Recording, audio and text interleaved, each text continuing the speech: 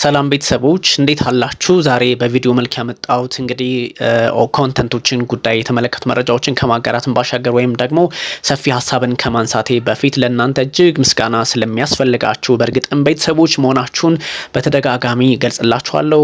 ያው ዩቲዩብ ቻናላችን ላይ ደግሞ የምታሳዩ ነገር በእርግጥም የቤተሰብ ስለሆነ ቤተሰብ ደግሞ በእርግጥም መመስገን አለበት። ዩቲዩብ ደግሞ ደስ የሚለው ነገር ማን ምን እንደደረገ እያንዳንዷን አናሊቲክ እያንዳንዷን ሀሳብ እያንዳንዷን ጉዳይ በደንብ ተንትኖ ስለሚያስቀምጥ ዩቲዩብንም እናመሰግናለን። እናንተ ደግሞ በእርግጥ አቤት ቤተሰብ ሲባል እውነት ሪል ዩ አር ማይ ፋሚሊ። ኮሜንታችሁን እመለከተዋለሁ፣ የምጽፉትን ነገር እመለከተዋለሁ፣ ትችትም ምስጋናም ኤቭሪቲንግ ስለምመለከተው ዩቲዩብም ይሄን ነገር በጣም አቅልሎ ስለሚያስቀምጠው እጅጉን አመሰግናችኋለሁ። ማን በተደጋጋሚ እንዳረገ ማን ምን አይነት ሮል እንዳለው እስከ የትኛው ደቂቃ ድረስ እንዳየ ሁሉ በደንብ መመልከት ስለሚቻል እጅጉን በጣም ነው ማመሰግናችሁ ቤተሰብ ሲባል። ስለዚህ ማንም ሰው አዝ ዩዥዋል ቤተሰብ እንደሚለው ሳይሆን ዩ አር ማይ ፋሚሊ። ስለዚህ በጣም እንደዚህ አይነት ነገሮችን አሁንም ኦብቪየስሊ ታደርጉታላችሁ። ላይክ፣ ሰብስክራይብ፣ ሼር ማድረጉን ቀጥሉ። የእናንተ ስራ ይሄ ይሆናል። እኔ ደግሞ ታማኝ በጣም ክሬዲብል የሆነ ሀሳብን ጉዳይን ይዤ እመጣለሁ። ከየትኛውም ወገን የማይሆን ባላንስድ የሆነ ፕሮፌሽናል ጆርናሊስቲክ ካራክተሮችን የተጠበቀ ሁሉን ነገር ያሟላ ጉዳይን ይዤ ነው የምመለሰው።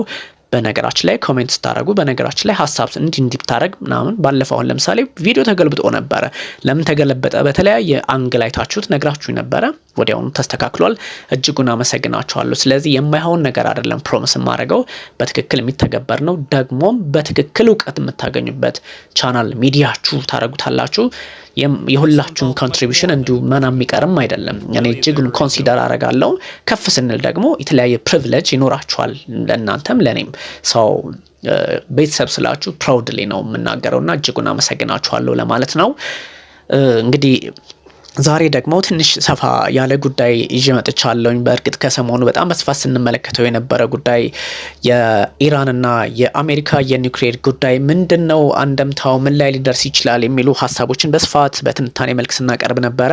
አሁን ደግሞ በምን መንገድ ሊቋጭ ይችላል የሚሉት ነገሮች ከዚህ ቀደም ስናስቀምጣቸው የነበሩ ስጋቶች የቀጠሉበትን አጋጣሚ ማየት እየተቻለ ያለበት ሁኔታ ስለሆነ የሁለቱ ሀገራት ውጥረት እንዲሁ በቀላሉ ሰዎች እንደሚያስቡት የሚፈታም አይደለም እና የኒውክሌር ጉዳይ ስለሆነ ኒውክሌር ቀላል ነገር አይደለም። ኒውክሌር ካለው አንድ ኃይል መደራደር የሚችልበትን አጋጣሚ መፍጠር የሚችል በመሆኑ ነው። ኒውክሌር ለምሳሌ አሜሪካ ኒውክሌር አላት ቁጥር 2 ላይ ዓለም ላይ ይባላል።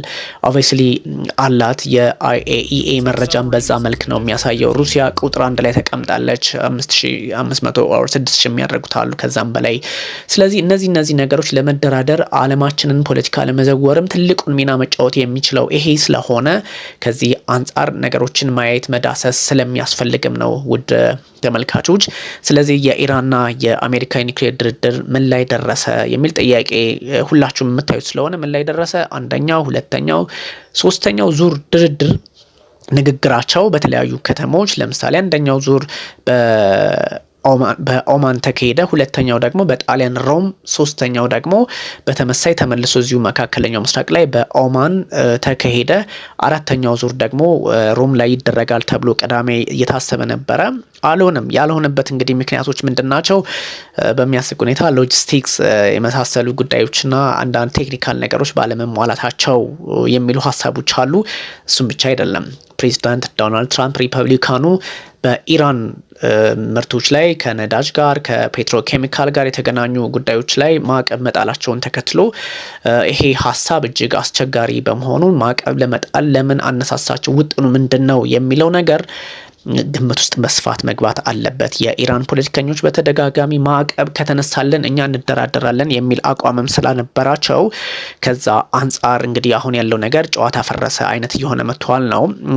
ኤኒዌይ የእነዚህ ሀገራት የኒውክሌር ጉዳይ ምንድነው ይሄን ያህል እያወሳሰበው የመጣው? ምንድነው ይሄን ያህል እነዚህ ሁለት ሀገራት የሚፈራሩት እንደዚህ እንደው በጠላትነት የሚመለከቱት የሚል ጥያቄ በስፋት ይነሳል።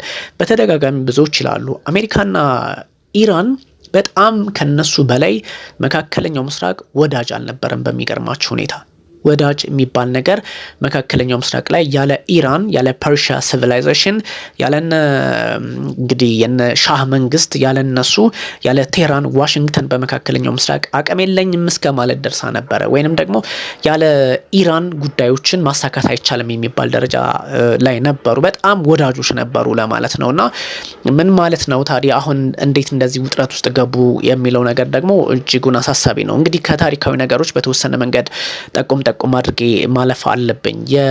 ከዚህ ቀደም በሌላ ፕሮግራም ላይ በኢራንና በእስራኤል መካከል ያለው ግንኙነት በአራት ምዕራፍ የተከፈለ ነው። ከ1947 እስከ 49 የነበረው፣ ከዛ ከ50 እስከ 54 የነበረው፣ ከ54 እስከ 79 የነበረው፣ ከ79 እስከ አሁን ያለው ወይንም ደግሞ አምስተኛ ፌዝ ሆኖ ሊመጣ የሚችለው ምንድነው የሚለውን ደግሞ በሌላ ፕሮግራም በኤንቢሲ ኢትዮጵያ ላይ ባለኝ በሰፊው ፕሮግራማችን ላይ አንስቼው አውቃለሁ በጣም በስፋት። ሰው ግን የአሜሪካም ተመሳሳይ ነው። አሜሪካና ኢራን ምን አይነት ግንኙነት አላቸው ተብሎ ከታሰበ ተመሳሳይ አይነት ግንኙነት ነው ያላቸው። በአራት ምዕራፍ መክፈል እንችላለን። ከ1950 እስከ 53 ወይንም እስከ 54 የነበረውን ስንመለከት የዶክተር መሐመድ ሞሳዲክ የሚባሉ ጠቅላይ ሚኒስትር ተመርጦ ነበረ በዲሞክራሲያዊ መንገድ ኢራን ውስጥ እና እሳቸውን ሰውዬ አሜሪካ በፍጹም አልቀበልም ወይንም ደግሞ ከኛ ጋር መስራት አይችልም በሚል ሲአይኤ እና MI6 ብሪታንያው አንድ ላይ ሆነው የተለያዩ ሴራዎችን በማድረግ መፈንቅለ መንግስት እንዲፈጸም አደረጉና በመፈንቅለ መንግስት የሞሳዲክ መንግስት ተፈነቀለ ማለት ነው 53 ላይ። ከዛም በኋላ ያ ማለት ከዛም በፊት ከ1950 በፊት አሜሪካና ኢራን ሻህ የሚባል አስተዳደር ነበረ ወይም ስርወ መንግስት ነው እና በጣም በሰላም ከምዕራቡ ዓለም ጋር የሚሰራ ኃይል ነበረና እሱን በምርጫ ሲሸነፍ እሱ ከተሸነፈ በኋላ አሜሪካና ብሪታንያ ድጋሜ የሻህ መንግስት መምጣት እንዳለበት አሰቡ። ምክንያቱም ከነሱ ጋር የሚሰራው የሻህ መንግስት ነው። የዶክተር ሞሳዲክ ተራማጅ ሆነ። ከብሪታንያና ከአሜሪካ ጋር ወይም ከሌሎች ምዕራባውያን ጋር አንሰራም፣ የመስራቱን እንሰራለን፣ ነገር ግን ሀብታችንን ለምሳሌ ቢፒ የሚባል ነበረ ብሪታንያ ፔትሮሊየም የሚባል እሱ የብሪታንያ ሰዎች የሚቆጣጠሩት ኩባንያ ነውና ነዳጅን በጣም በቃ ሙጥጥ እያደረገ ወደ እንግሊዝ ወደ ሌሎች የምዕራቡ ዓለም ይወስድ ነበርና እሳቸው እነዚህ ዶክተር ሞሳዲክ ሲመጡ አይሆንም በቃ ይሄ ነገር ብለው ሲያቋርጡ ነገሮች ያው እንደምታውቁት መልካቸውን ወይም የህዝብ ሀብት ይሁን የሚል ሐሳብ አመጡ። ይሄ ሞሳዲክ የህዝብ ሀብት መሆን አለበት የሚል ሐሳብ ሲያመጡ ሞሳዲክ እንዳልኳችሁ እነ ሲአይኤ እነ MI6 አልተመቿቸውም። መፈንቅለ መንግስት መደረግ አለበት በሚል መፈንቅለ መንግስት ተደረገባቸው። 1954 ላይ እንግዲህ እሳቸው መፈንቅለ መንግስቱን ተከትሎ ከስልጣናቸው ተነሱ። ከዛ በፊት የነበረው ከሞሳዲክ በፊት የነበረው የሻህ ስርወ መንግስት ድጋሜ 1954 ላይ መጣ ማለት ነው። ስለዚህ ምዕራቡ ዓለም የሚፈልገው አይነት መሪ መጣ ማለት ነው። የሻህ መንግስት ቀጠለ ከ1954 እስከ 79 ድረስ ከቀጠለ በኋላ ኢራንና አሜሪካ እንዳልኳችሁ በቃ መካከለኛው ምስራቅ ላይ ማን እንደ ኢራን አለ የሚል ወዳጅነት ውስጥ ዋሽንግተንና ቴህራን ገቡ። ምክንያቱም ዋሽንግተን ፖለቲካውን በመካከለኛው ምስራቅ በደንብ ሴኩር ታደርግ ነበረ በሻህ መንግስት። የሻህ መንግስት ልክ በእነ አሜሪካ ምስል ተጠፍጥፎ የተሰራ ስለሆነ በቀላሉ ለመገዛት እድል የነበረው ስለሆነ ከዛ አንጻር አብረው መስራት ቀጠሉ ማለት ነው አሜሪካውያን። ያ ግን በቂ ሆኖ አልተገኘም። የመጀመሪያው አያቶላ ሩሃላ ሆሜኒ የሚባሉት በነገራችን ላይ ሁለት አያቶላ ናቸው። የመጀመሪያው አያቶላ ሩሃላ ሆሜኒ የሚባሉት፣ ሁለተኛው ደግሞ አያቶላ አሊ ሀሜኒ የሚባሉት ማለት ናቸው። ስለዚህ እነዚህን ነገሮች ግምት ውስጥ ስናስገባ በጣም በርካታ ሀሳቦችን ማንሳት ይቻላል። ግን እሺ እንመጣበታለን። የ1979ን አብዮት እንደምታስታውሱት ከ1954 እስከ 79 እንግዲህ የአሜሪካና የኢራን ወዳጅነት ድጋሜ ወደ ኖርማሉ ተመለሰ፣ ወደ መልካሙ ደረጃ ተመለሰ አይደል ያልኳችሁ። ከዛ 1979 ላይ ደግሞ የመጀመሪያው አያቶላ ሩሃላ ሆሜኒ ሲመጡ ምንድነው የሆነው? 1979 ላይ ህዝባዊ አመጽ ተነስቶ ሪቮሉሽን ነው። እሱ ከተነሳ በኋላ የኢራን አብዮት የሚባለው ማለት ነው እስላማዊት ኢራን መካከለኛው ምስራቅ ላይ ስትመሰረት የአሜሪካና የኢራን ግንኙነት ተቋረጠ፣ ወይንም በጠቅላላው የእስራኤልና የኢራንም ግንኙነት ተቋረጠ። የምዕራቡና የሌሎች የኢራን ግንኙነት ተቋረጠ በግልጽ ማለት ነው። ስለዚህ ይሄ በተቋረጠበት አጋጣሚ በምን አይነት ፖለቲካዊ ሂደት በምን አይነት መለኪያ እናስቀጥል የሚለው ላይ 1979 ላይ አስቸጋሪ ስለሆነ እነ ሩሃላ ሲመለሱ ከስደት አዲስ መንግስት ኢራን ላይ ተመሰረተ ማለት ነው። ኢራን ላይ ሲመሰረት 1979 ላይ የሁለቱ ሀገራት ግንኙነት ከአብዮቱ በኋላ ተቋረጠ ማለት ነው። ዜን የኢራቅና የኢራን ጦርነት የምታስታውሱት ነው። ከ80 እስከ 88 በነበረው ጦርነት ላይ ነገሮች መልካቸውን ቀየሩ። ሌላ አይነት ፖለቲካዊ አንደምታ መጣው። ስለዚህ ከ1979 በኋላ የሁለቱ ሀገራት ግንኙነት ተቋረጠ ማለት ነው። በነገራችን ላይ አሁን ያሉት አያቶላ አሊ ሀመኔ ፕሬዚዳንት ነበሩ በዛ ወቅት። አሁን አያቶላ ቢሆኑም ያኔ ፕሬዚዳንት ነበሩ። ስለዚህ በዚህ መንገድ ነገሮች እየተበላሹ መጡ። ባይዘይ የኒውክሌር ጉዳይ ላይ ሲነሳ ኒውክሌር ጦር መሳሪያ እውቀቱ፣ ግንዛቤው፣ የኒውክሌር ጦር መሳሪያ ሀሳቡ እንዲኖራቸው ያደረጉት አሜሪካኖች ናቸው። አሜሪካ እነዚህ ፓርቲክልስ የሚባሉት ወይም ደግሞ ለኒውክሌር መስሪያ የሚሆኑትን እነዚህ ቅንጣጤት ወይንም ደግሞ ኤኒቁስ ለኒውክሌር መስሪያ የሚያገለግሉትን ወዳጅ በነበሩበት ጊዜ 1967 አካባቢ ላይ ለኢራን አሳልፈው ሰጥተዋል። ለኢራን አሳልፈው ከሰጡ በኋላ የቴህራን ዩኒቨርሲቲ ምርምር ያደርግ ነበረ። ምርምር እንዲያደርግ ያው እንደምታስታውሱት አቶም ፎር ፒስ የሚባል ነገር ነበረ፣ አቶም ለሰላም። ስለዚህ በዛ መርህ አማካኝነት ነበረ የአሜሪካ ፖለቲከኞች ለኢራን የሰጧቸው። ስለዚህ ኢራናውያን በዛ መንገድ ሲጠቀሙ እነ ኒክሰን አካባቢ ያሉ ጊዜ ማለት ነው። በዚህ መንገድ እየቀጠለ ነበረ። የኢራን ፖለቲከኞች በደንብ እውቀቷን ሰበሰቡ።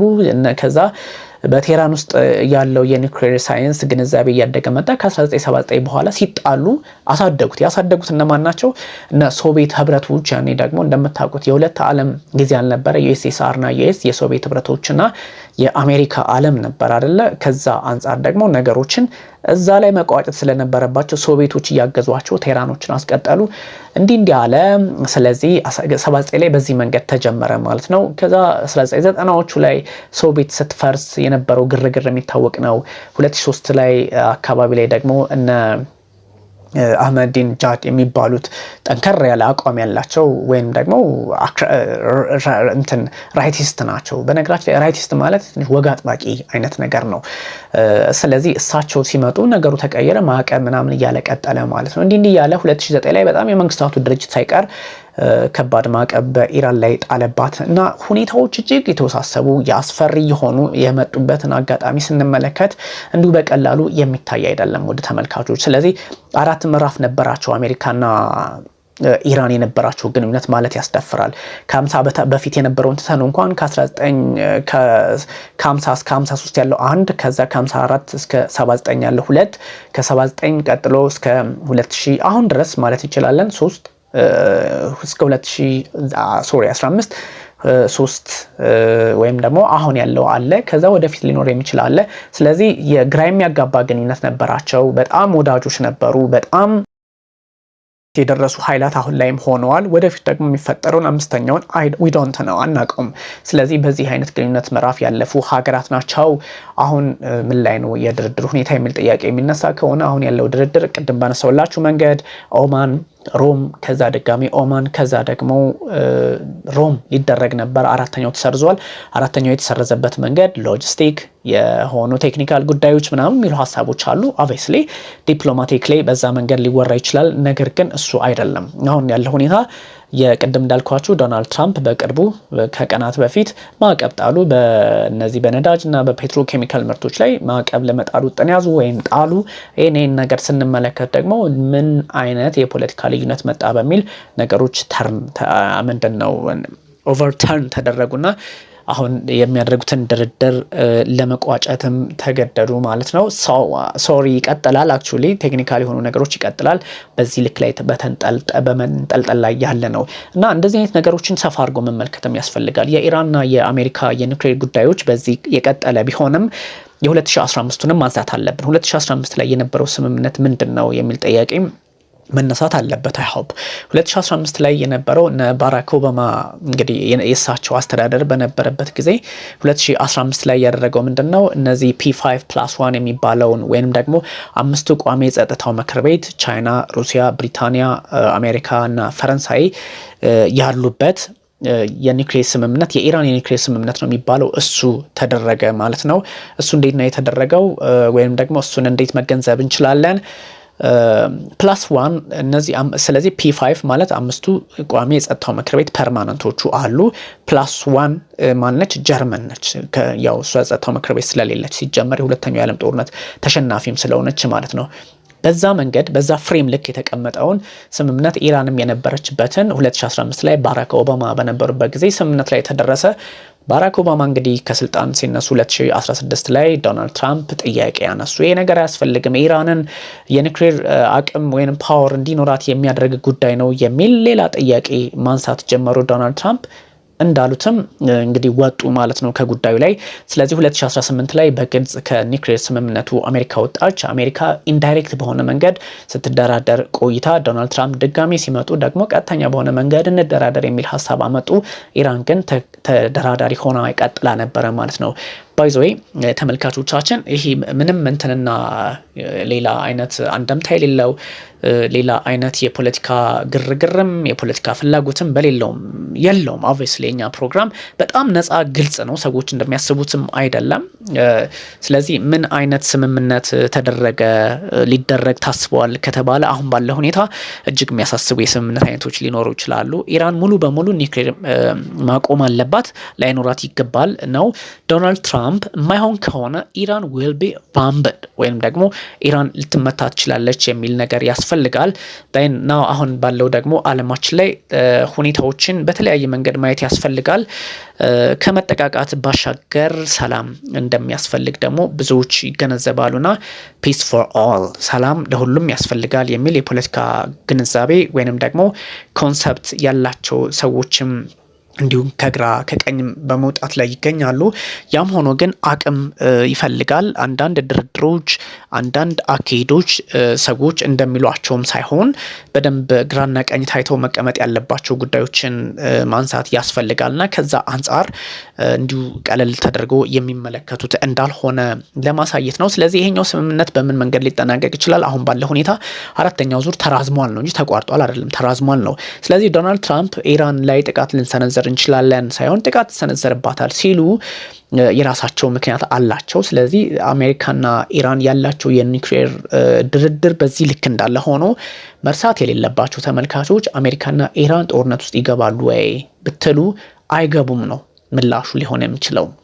ምክንያቱም ጦርነት እጅግ አስቸጋሪ ስለሆነ ማንም እጁን አጣጥፎ ስለማይቀመጥ አንዱ ጥቃት ሲሰነዘር አንዱ መልሶ መጎዳዳት አለ።